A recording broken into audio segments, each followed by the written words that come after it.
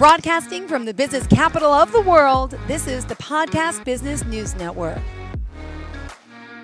Ecology by Design. We are joined back with Teresa Rogerson. She's our Ecology by Design designer and owner based out of beautiful Asheville, North Carolina. She has many years of experience working with, ecological landscape design, consultations, project management, and in the role of landscape design, I know she's working a lot, and she also wants to address basically the wholeness of the situation, what's happening in the future of landscaping.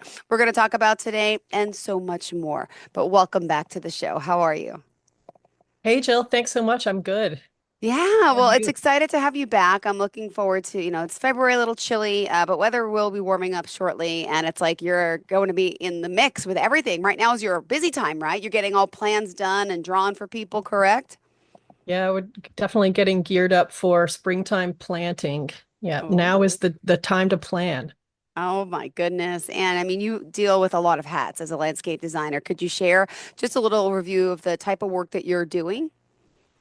Right now, well, we had the Helene, the hurricane Oh, who ripped through Western North Carolina, and so there's a lot of cleanup that needs to happen, downed trees. So we're heavy right now into cleaning up. And since things got broken, we're kind of taking the opportunity to say, like, hey, how do we want to fix it mm-hmm. back more in line with what we'd like to see? Or like maybe now is the time, since we're fixing things, to add that outdoor patio and garden, or, you know, shrub forest or fruit trees. Amazing. Well, I know there's a lot of work to be done, and clearly you're in the thick of it. And we talked a lot about landscape design, your own personal, aesthetics, what you like doing, what you suggest. And today you want to kind of hone in on a little bit of the future of landscape design, right?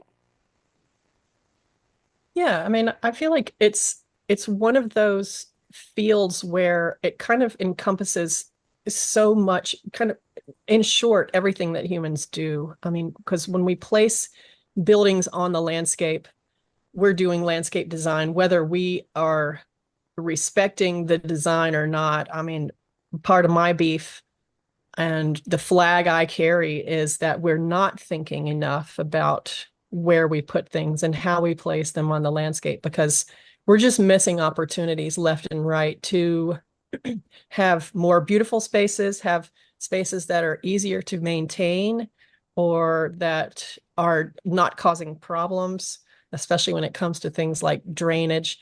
So the future of landscape design, I feel, is an increasing awareness of how the landscape really affects us. And so people who have a home are increasingly, now that we have internet and groceries delivered and all of that, we're increasingly turning to our home place to be our kind of everything place. And it's an important place. And so maybe the word is a little woo woo, but like the sanctuary or a man cave. We come home Yeah. to our place, right? Where we renew and we rest. And we need that in the world right now because the world is crazy.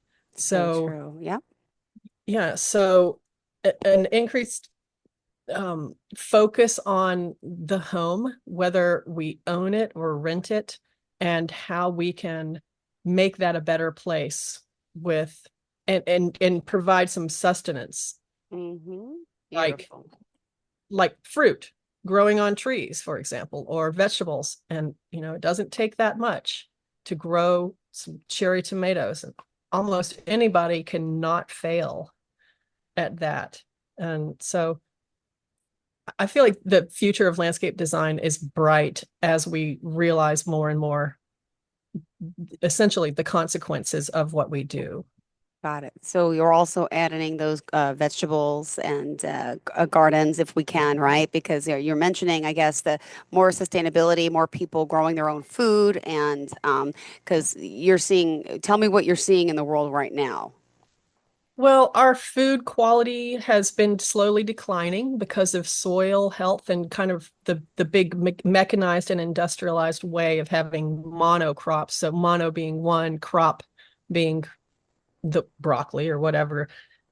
And nature doesn't really work that way that well. So, people are taking more control of what they put into their bodies. And so, I mean, it's a whole other subject that we could get into about how we could raise grass-fed beef sustainably and have our lawn mowers. The cows would be the lawn mowers. They go out and they ruminate and A they natural don't, grazing, yeah. we don't need to have these lots. Like if we have big expanses of land, the cows can roam and chew on the grasses and help control that jungly aspect. And then we have our grass-fed beef. That's another part of landscape design. But the Venn diagram of sustainable agriculture and landscape design, oh, they're totally connected. But as far as like residential on a personal level, people are starting to take more control of things. And so, growing the bitter greens like, the brassicas like kale and broccoli. Well, broccoli's kind of hard, but like Swiss chard and lettuce, there are some things that are really easy and can grow in the shade, and you just need a bucket on the porch. So I see this trend and I'm here for it to make it Beautiful. beautiful and provide sustenance. I love that. For someone, out there who maybe is not familiar with this or doesn't even know how to garden, I mean, is that something you're going to teach them how to upkeep, or how are they finding out this information? I know you can make suggestions, but will you teach them, hands-on what they should be doing? Because someone like my dad has a degree in horticulture. I don't have the green thumb. My mother had it. My dad had it. So, how would you explain that to someone who's not used to that? Because once you leave and set it up, someone has to maintain it. Right. Yeah, that is a big piece of it is, I'm designing landscapes that don't need a lot of maintenance, but there's no such thing as no maintenance because nature is always just doing stuff and sending leaves down to the ground and all that. Um, and the way I tell clients is after we put plants in the ground, they're like babies, Yeah. you've got to give them a little bit of help for a year, and then they get into high school, and you can kind of leave them be, and then after that, by the time they go to college or enter the workforce, that's kind of on them. Um, so there is definitely some coaching that I do, and then I'll turn it over to like landscape maintenance folks, who will come every week or so just for the first few weeks after a landscape installation to make sure everything is watered in and looking good and to tweak anything that's not right. And then after that, first few sessions, then it's just maybe a couple of weeks, check it out, and then, you know, and then we can not have to worry about it so much. But for someone who's never done it and says they have a black thumb, it's like, well, I did too. And I Yeah. was like, I had no idea. And I tell you that the way I Mm. learned how to deal with plants and to succeed was through neglect and and Mm-hmm. and just Learn the observing. hard way, though. Yeah. Like, Uh-huh. well, but also the plants, people tend to kind of overdo the work and like helicopter parent, I guess, the plants too much. Mm-hmm. And what's interesting is that actually, if you kind of step back and neglect them a little bit and then just look at them and say like, wow, what does it look like it needs? Oh, it looks like it needs water. That's the better approach. And so I just learned by being right beside failure, and so just gradually, my thumb got greener. So if I could learn it, then anybody can. And then there are so many people in the world. Like landscape maintenance is a huge field, and there's Yeah. always every city's got plenty of people who will Mm-hmm. do Yeah. it now. I need some Most of help with them that. are oh, sorry to interrupt. No, no, no. I said I need some help with that myself. Yeah. I mean, most of the people in the in the workforce doing it are kind of like lawn maintenance people, especially on the east of the Mississippi where we have, moisture all year and a lot of grass. But, gradually people are getting more educated in, the finer points of landscape maintenance, like taking care of individual plants and then, food plants and stuff. So Yeah. it's happening. Oh my goodness. Well, thank you for sharing that. By the way, what is your website? I'm not sure if we even Okay. mentioned that off the top. Sorry. Yeah, I'm at ecobydesign.net. So my business is Ecology by Design, and that is ecobydesign.net. And you can also find me on the Houzz network, Houzz. I'm a pro in the landscape architect and design branch of Houzz. Beautiful. Thank you for sharing that. And I know we had some great conversations. I've seen a lot of her work. You can go on the website and check out, some of the work for yourself. And what else do we have coming up, in the future, would you say? What else is the future of landscaping? I know you mentioned, I'm not sure if this qualifies as part of the conversation, but like the natural water flow and we talked about that in the past, right? Oh yeah, dealing with water. Yes. That that is the if landscape design doesn't address drainage, That's Mother so Nature true. will. Got it. And it's so that is the first order of business, is to be like, to look at a site and like, where's the water going to go? Yeah. And because of all the things that can happen, water is the one that will make the destruction happen. You can be underneath a cliff, and that cliff might hold 40 years, but as soon as you add water to that cliff, Yeah. then maybe that, so we always are looking at drainage and where the water will flow on the site. So that's important whether you're building a house or doing the landscape. And frankly, I've seen, as I come Mhm. in as a landscape designer, usually after the houses get built, Yeah. what I'm Which seeing is, oh gosh, y'all, what can we can you have called Oh, me, a year ago, and when you were citing this house, building. Before the build. Yeah. yeah, and so that's where I'm moving, is towards home and landscape design integration, um, because I'm seeing a lot of mistakes and just kind of thoughtless, like, oh, the water will go away. And I'm like, well, where's away? Because hmm away looks like your basement right now. Exactly. Yeah. Yeah. But the beautiful part of water, which is the other thing that where I want to go with it, is water features and waterfalls and all that are awesome. And there's a huge industry with like koi ponds and making little waterfalls, and people Hmm. love to hear the trickling sounds of a little fountain or whatever. And I I am I'm on board with that, because it is a therapeutic sound to hear that water, and they can be done without a lot of extra. They don't have to be that complicated. There are plenty of complicated water features in hmm landscapes all over that require all this plastic in the little kiddie pool where you muck out the algae and all this stuff. I don't like all that. I remember that with all like the koi ponds and stuff like that. Are people still doing those things or no? I don't see them too often, to be honest. Hmm, they are. And but I think the older way of it being such a high maintenance thing is kind of what we're tired of. Yeah.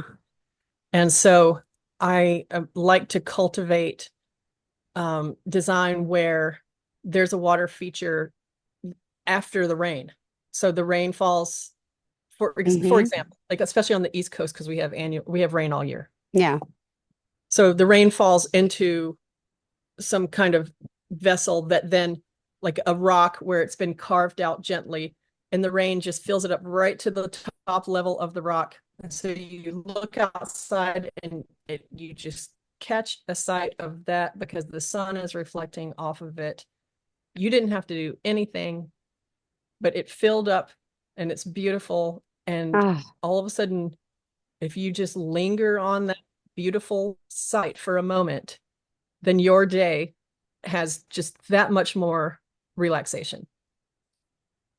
I'm So this is where we get into the whole person part, you know. Yeah, you're getting me. I'm getting excited though for the spring talking to you about the beauty of nature being outside. But now is the time to prepare. It's getting close. Right.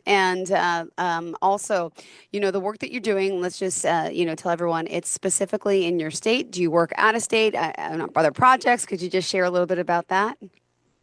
No, I'm adventurous. I've traveled a lot in my life. Hmm. I go out and surf and get hammered in the ocean. I love to adventure. And so my work will lead me anywhere. I am based out of Asheville, North Carolina, but I spent 20 years in the Bay Area of California. So I work everywhere in between. So I love to travel and design. So, She's open to travel. pragmatically, Yes. Yes. yeah. Perfect. Thank you, sweetheart. What else did you want to share with your audience today about the future of landscaping? And again, I love, you taught me something a few weeks ago, what we just discussed about why are we not building our homes and hand in hand with the landscape architect designer instead of moving into a piece of property that's barren and just sitting there. And it's like, what if it's in the wrong direction? What if you plan on putting a garden in the yard? Now all of a sudden the sun's not in the yard. I mean, it just seems so common sense that we would be doing that, but it's a shame, that's not happening. Right. Well, I mean, I think we've all seen that common sense is not that common. And yeah, and You're funny, it but comes yeah, I down get it. it comes down to oftentimes it's about money, Yeah, because you yeah. really do building a house or remodeling, it's very expensive. And landscape design, a lot people don't realize that doing installing a landscape is on par with the expense of installing a bathroom or remodeling a bathroom, whatever. It is very expensive. Even though traditionally maybe it's been cheaper because it's just been kind of like some grass or whatever. But to really do a nice landscape design or to clean up heavy debris like we have with our hurricane, where we have trees that fell and you have to chainsaw and all that. It's a lot of work. And so it is expensive. And to build a house, you have to satisfy certain things with the permit. And so, you need your architect because you need the house to, or you choose a plan off the internet. And that's when I wish they would call exactly and look at the natural grade of where you're going to put the house. And maybe simply we can make a few adjustments to where your house Hmm. is tucked in better, more energy efficient, um, better views for you and for the other people. Because what we don't, a pet peeve of mine is that there'll be a nice hillside with a beautiful view, and someone's like, "Oh, I'm going to put a house right here, right on Yeah. top."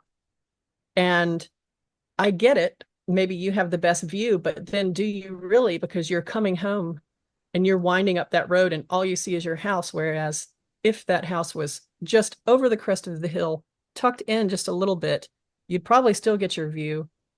And you wouldn't, when you're driving home, you'd get to see over the crest of that hill. So it's subtle. The art is subtle. And unfortunately, not everybody has an unlimited checkbook. But Yeah. I do feel like if at least a consultation with a knowledgeable landscape architect or designer happened early on, just a consultation to help decide how the situation of that house in conjunction with the architect and the contractor. I mean, with that kind of collaboration, if people are open to that, which generally they have been, then you can avoid a whole host of expenses, and you can actually create a more sustainable living situation because maybe the Yeah. sun doesn't come right in those True. windows all day long and heat up the floor and make your air conditioning bill skyrocket, so there's Hmm. proper prior planning prevents piss poor performance. It's Yeah. that thing. Well, also, Tree, now you've been in the business for many years. You have a lot of experience. And for those that may not know, just could you share, a little bit of that background and passion for what you do? Yep. Sure. As a kid, someone bought our house and remodeled it fantastically. It was a great house. And I was like, oh, wow, this things can be done. Like, this is Hmm. amazing. And then I wanted to be an architect. And then I got into um, wilderness, whitewater kayaking and stuff. And I was like, no, I want to be more like with nature. And then I found the school, or it found me, the Conway School of Landscape Design in Western Massachusetts. And so then I was like, okay, landscape architecture, there we go. And I visited the school and I said, I got to go. And got out of the school and went straight to the Bay Area and was fortunate and linked up with some really good high powered Hmm. landscape architect and landscape contractor, and one who had a ecological landscaping business. So they Terra Nova Ecological Landscaping, they use bicycles around town with the gear and do landscape maintenance, human powered. And that's, Santa Cruz, very, very Santa Cruz and awesome. But I just had a great experience and finally was able to have that outlet to make the dreams I had seen from being in nature come true at a residential scale.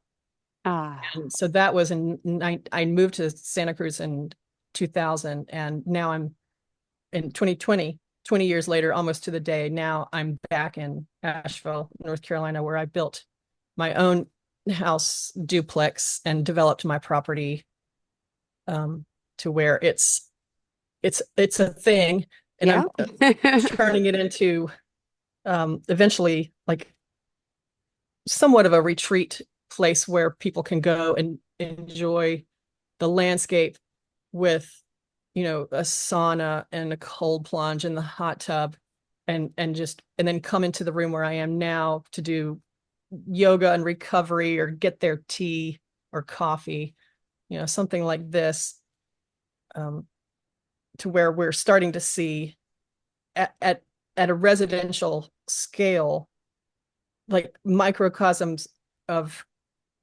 what people want, because of Airbnb, the onset of Airbnb and things like this, where at someone's house you can make a world at a home that people will go to get that service, like Yeah.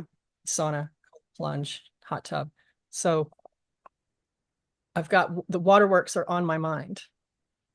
Water being like, for the cold plunge and the hot tub, and recircling waterfalls so that we hear that sound and above Mm. any traffic that might come by, you know. Sounds so peaceful. I'm waiting for the outside for the day that it gets warm like this. Thank you. You mentioned water features, and it's funny because in the pool that I got last year, I made sure I had the waterfall like that everyone's getting now, right? But years ago, I never would have known about that. And then there's also the fountains on the outside that go over that can come in at different levels, different, and then you can put the lights to it. So it's like that's just the most relaxing sound in my home. And I can't wait Oh, to good for hear it you. again. Yeah, for the summer. I can't wait because you hear it through when you're downstairs in the kitchen, you can hear it outside. It's like the trickling, like as if it's been like a resort. I love it. And so doesn't that detail, and it didn't have to be with a big expensive pool, it could have just been like a standalone thing, but that detail of that little bit of noise, Yeah. would you agree that it changes your life somewhat? Yeah, it makes it a lot more relaxing and serene. I love it. I love it. I mean, also someone can go to like the dollar store and buy maybe a little mini fountain that does the same thing. You hear the same sound, but so it's in everyone's price budget, right? Right. Oh, well, we still got 3 more minutes left, Tree. What else do you want to make sure we cover for today? Well, I'd like to just speak a little bit about native plants. Sure.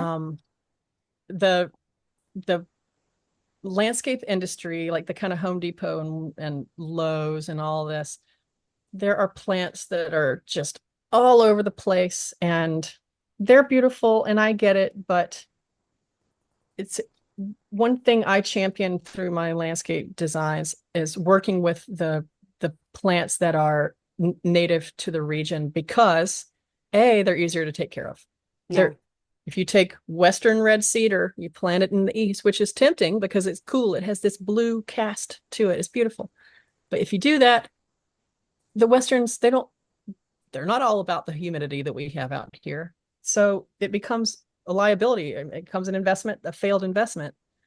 And also the diseases, just like with humans, diseases get passed all over. And when you bring, there's a thing called invasive plants. And when invasive plants get a hold of an area, it's kind of like there's no competition for those plants when it enters the ecosystem. It's like some, pardon the metaphor, but like some lady walks into town and like she's never been there and she's like amazing, and all the guys just like turn their it's Their like heads. Yep. it's like, oh my gosh, she's the new best thing or whatever. And little do they know that she's going to use them all up and just take them for a ride and then wreak havoc on the ecosystem of the town, which was filled with couples peacefully living. That's a terrible metaphor, but it probably works. So invasive plants have a way of really wreaking havoc on ecosystems because ecosystems have spent a long time working with each other and like figuring out like kind of how to be together, for lack of a better word. So so that one population of things or animals doesn't overtake. And so go native. They're increasingly available. That's what I use. I would love to come wherever you are, in person for a visit, but also virtually to work together and help you design a landscape or solve a problem. Beautifully said. Well, thank you so much. And if we want to reach out to you, would you mind sharing again how we do so? Yep. So my website is ecobydesign.net. That's ECO by design.net. And there's a sign up form there. You can also call me directly at 510-227-7804. And I'm on the Houzz network, HOUZZ.com. Just look for Ecology by Design. Beautiful. Thank you so much for being here again. Pleasure seeing Awesome. you, and we will chat again next time. Thank you again. Awesome, Jill. Bye-bye, Thank Tree. Enjoy the rest of your day, okay? you too. Bye-bye.